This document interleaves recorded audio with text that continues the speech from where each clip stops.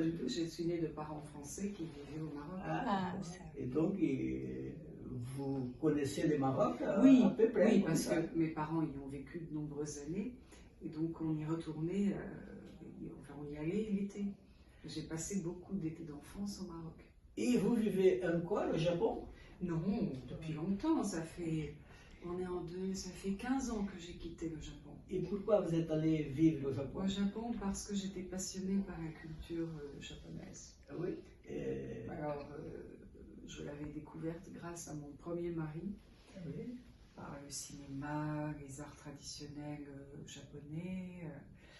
Et je rêvais d'aller voir de plus près cette culture à la fois étrange et très très attirante. Combien de temps vous êtes resté là-bas? 2 ans.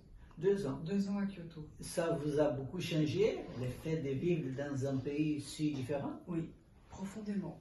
Esthétiquement, spirituellement, à tout point de vue.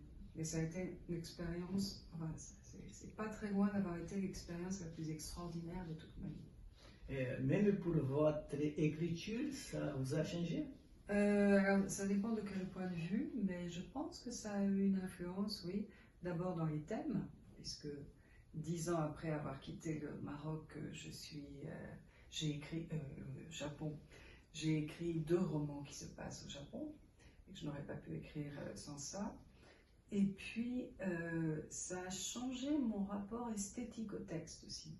Je pense que le Japon, pas seulement le Japon, mais le Japon aussi, a joué un rôle dans le désir d'avoir une écriture plus sobre, plus précise, plus resserrée, avec une poésie plus brève.